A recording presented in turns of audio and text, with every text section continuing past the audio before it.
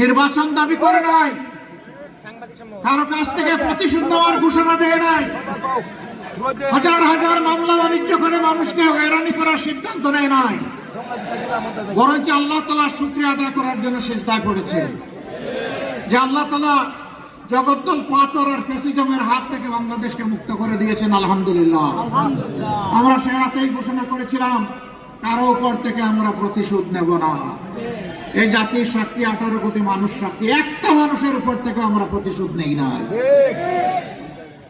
আমরা বলেছিলাম আমাদের কর্মীরা, সহকর্মীরা আর্থিকভাবে দারুণ ক্ষতিগ্রস্ত হয়েছে, কিন্তু তাই বলে হারাম পথ আমাদের কর্মীদের উপার্জনের রাস্তা নয়, আমরা চাঁদাবাজি করব না।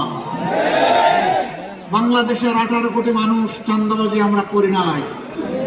আমরা বলেছিলাম যারা আমাদেরকে মামলা দিয়ে দফায় দফায় জেলে নিয়েছে, কষ্ট দিয়েছে, রিমান্ডে নিয়ে আমাদের উপর নির্যাতন করেছে, আমাদের কাছ থেকে অবৈধভাবে টাকা আদায় করেছে, আমরা তাদের বিরুদ্ধে হাজার হাজার লক্ষ লক্ষ মামলা দেব না। আমরা বলেছিলাম প্রতীকী কিছু মামলা হবে যাতে বিচারহীনতার সংস্কৃতি তৈরি না হয়। আমরা বলেছিলাম আমাদের কর্মীদেরকে যারা মজলুম, সাবধান, মামলা দিতে কি একজন নিরপরাধ মানুষকে মামলার আসামি করা যাবে না। আমরা জাতির সাথে কথা রেখেছি।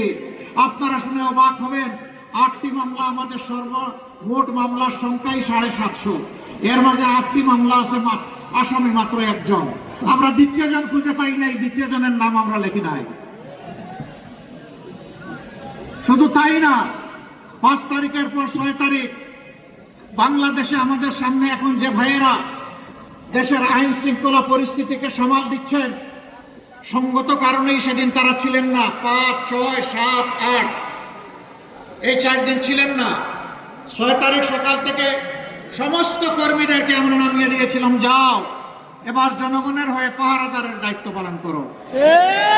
সবগুলা উপাসনালয়, সকল ধর্মের মসজিদ সহ ভালনারেবল হাউসেস, ঝুঁকিপূর্ণ বাড়িগুলো, ব্যবসা প্রতিষ্ঠানগুলো, মানুষগুলো যেই সাহায্য চাইবে তাকেই পাহারা বসাও, তারই পাহারা দাও। পুরো দেশকে বৃষ্টিতে ভিজে রাউন্ড দা ক্লক 24 ঘন্টা আমাদের কর্মীরা সেই দায়িত্ব পালন করেছে। এরপরে শহীদ পরিবারের পাশে দাঁড়ানোর চেষ্টা করেছে, আহত পঙ্গুদের পাশে দাঁড়িয়েছে, বন্যা এসেছে, ঝাঁপায় পড়েছে। আমরা সিজনাল পলিটিশিয়ান না, আমরা বসন্তের কুকিল না, যে যখন নির্বাচন আসবে তখন এসে নূতন রং ধারণ করে সুন্দর সুন্দর কথা নিয়ে আমরা হাজির হব না। আমরা তাই না।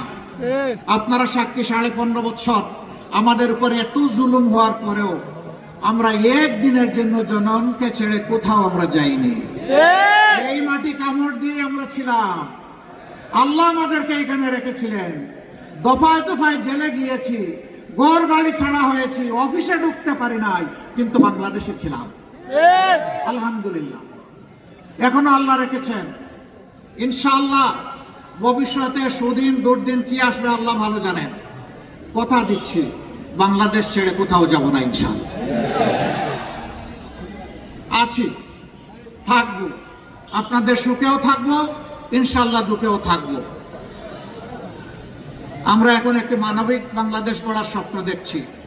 এই স্বপ্ন কার? এটা আমার না, এটা জুলাই আন্দোলনের যোদ্ধাদের।